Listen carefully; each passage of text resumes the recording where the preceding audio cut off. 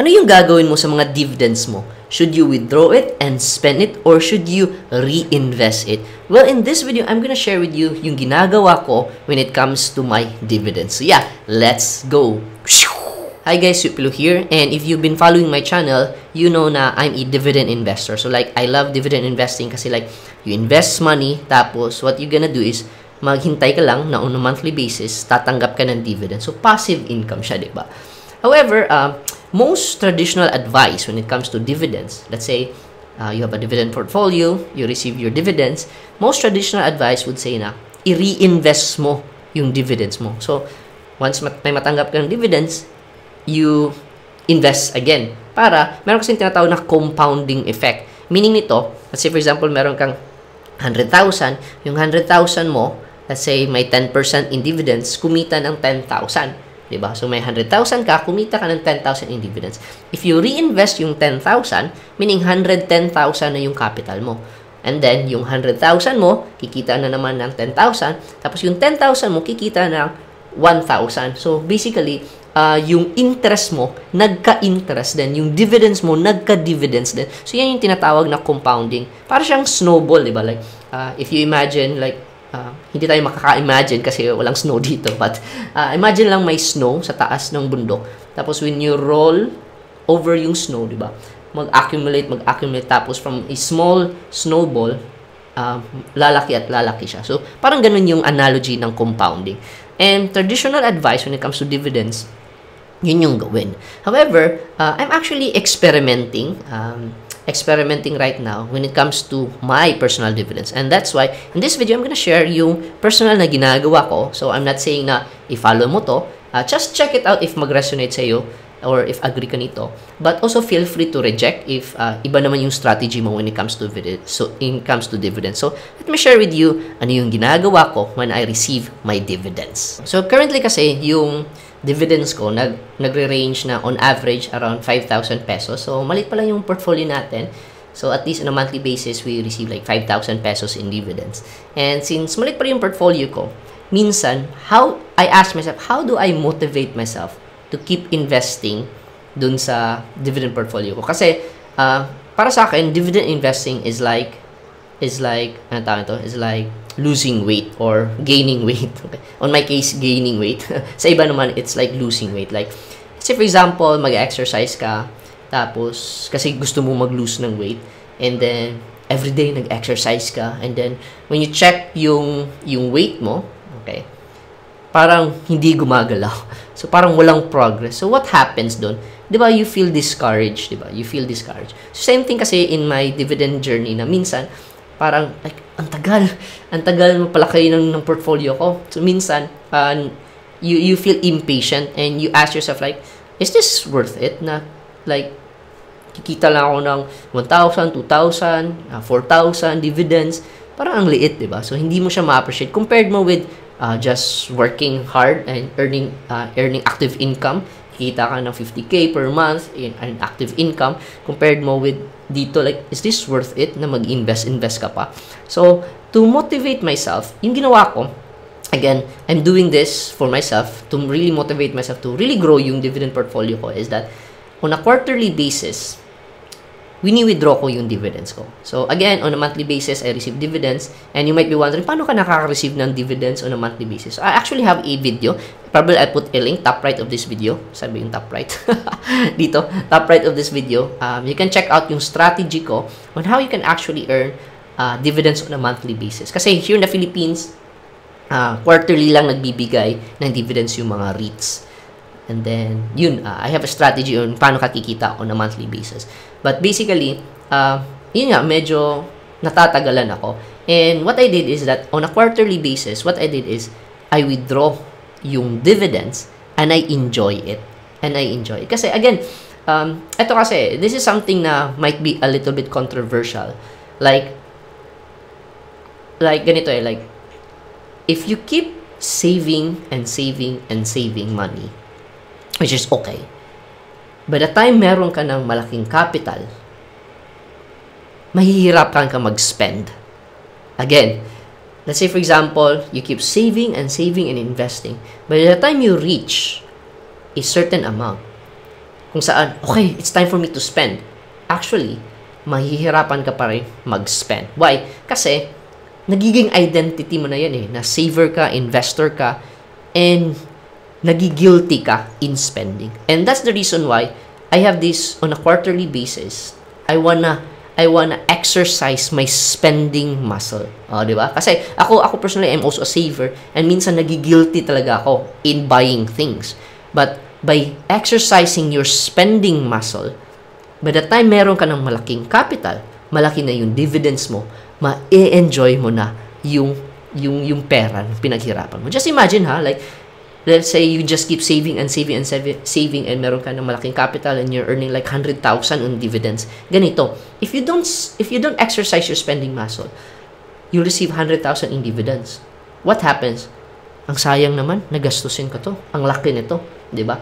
So, you keep reinvesting and you never enjoy yung money mo kasi on the journey, you never exercise your spending muscle.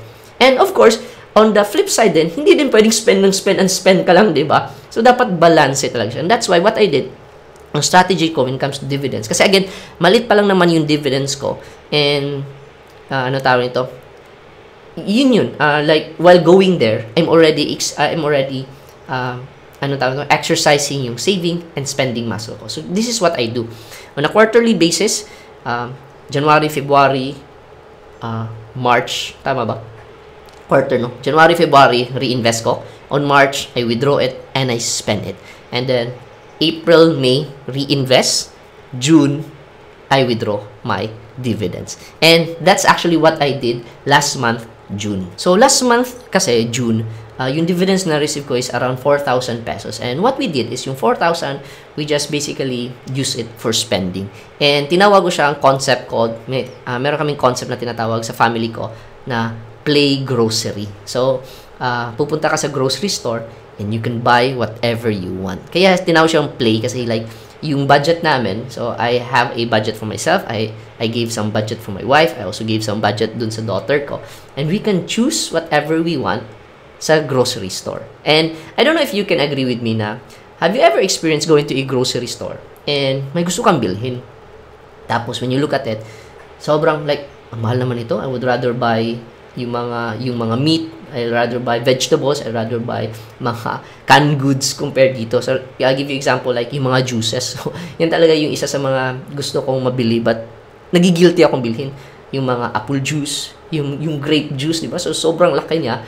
It costs you around 400 pesos. Like, OMG, like, should I buy this juice or bilhin na lang ako ng sachet ng juice tapos yung iba bili ko na lang ng pang-ulam, di ba? Pang-luto, parang ganoon. So, minsan nagigilty ka. But because of Play Grocery, because of the dividends na ginawa namin Play Grocery, we were able to buy anything. And ako personally, gusto ko yung mga juices talaga. Apple juice, orange juice, pomegranate, alright? Tapos, yung mga Pringles din, di ba? Yung Pringles, like, that cost you around 100 peso. So, why not buy cheapy na lang, di ba? Or bili ka na lang ng Mr. Chips. Madami ka pang mabili kesa sa Pringles, 100 pesos. So, yung ginawa ko, binili ko yung mga flavors, yung mga different flavors. And then, ano pa ba? 6-pack beer, di ba? Tapos, hindi lang beer, di ba? Hinikin yung binili ko. Kasi Play Grocery nga, di ba? So, you can buy anything you want because of that Play Grocery. And the good thing kasi nito is that nanonourish mo kasi yung sarili mo. And once you nourish yourself, it actually inspires you na, okay, ganito pala yung feeling when you spend your dividends. And you're actually inspired na, sige, I can't wait to add more sa portfolio ko so that I can receive bigger dividends sooner or later. So I can enjoy bigger Play Grocery in the next cycle. So basically, most people kasi, when it comes to dividend investing, they think logical. Logical meron akong pera, yung dividends ko, I reinvest it para mas malaki, para mas mabilis. But then again, you're too logical, minsan, you forget na the investor is emotional being. And we need to really nourish yung emotional self natin to be inspired na, okay, I'm now inspired to add more sa dividend portfolio ko kasi ganito pala yung feeling once you enjoy yung dividends mo. Now, some of you might say, Tio, sayang yung compounding, sayang yung time. Well, actually, I agree with you na sayang yung compounding and time. However, I've computed this one na yung compounding would be significant if malaki na yung dividends mo. Kasi right now, yung compounding very negligible pa siya kasi maliit pa lang yung dividends. Yung snowball, maliit pa. And I found out na if you're earning income, mas malaki din, pwede mo siyang ma-catch up by investing more. Kasi etong earning income, mas mabilis mo siyang mapag-grow. So, meaning, yung compounding, mapabilis mo rin siya if malaki yung income mo. So, actually, pwede mo siyang ma-catch up. And, yeah, in the future, I might change this strategy na actually, quarterly basis, medyo frequent siya. And if you're like, if I'm earning probably na 20,000 per month on dividends, then, yun medyo nakaka-guilty na if you spend that frequently on a quarterly basis. I might change my strategy probably over the years, di ba? Let's say, baka instead of quarterly basis, semi-annual na lang or on annual basis, ini-enjoy ko yung dividends. Pwedeng ganun. So, I might change. So, that's why stay subscribed so that you'll be updated once I change yung strategy ko. But basically, as of now, since malit pa lang yung dividends, ini-enjoy ko siya on a quarterly basis. And in terms naman of the compounding effect, right? So, medyo hindi pa siya ganun ka significant kasi again, maliit pa lang yung dividends. Kino-compensate ko lang siya on earning more. That's why, once you earn more, you can add more. And basta yung pinaka-important part dito is really nourishing the dividend investor in you. Kasi, I promise you, there will come a time na like, is this worth it? You'll be asking yourself, is this worth it na nag-invest ako, hindi ko naman na-enjoy? Especially if magda-down yung mga investments mo. Kasi mag-down yung value ng mga REITs mo, nag-down yung value ng mga stocks mo, and you're seeing, like, shucks, yung millions ko ngayon, bumaba yung value. Hindi ko man lang na-enjoy. Diba? So, that's why, it's more of psychological kasi yung ginagawa ko in terms of my dividend investing strategy. And again, not financial advice. This is my personal way of doing things. You can agree with me. Feel free to also disagree with me. So, how about you? How do you manage your dividends? So, let me know in the comment section down below. And right now, if you're wondering like, okay, Theo, how much ba yung capital na kailangan ko if I want to live on dividends? Actually, I have a video. You can check out this next video here kung saan I share dito how much ba yung capital na kailangan mo if you want to be living on dividends and interest. So, go ahead, check out this next video kasi dito din sa next video, meron tayong mga calculators dyan on how you can compute magkano ba yung kailangan mong capital, magkano ba yung kailangan mo save on a monthly basis if you want to live on dividends and interest. So, again, check out this next video and I'll see you there.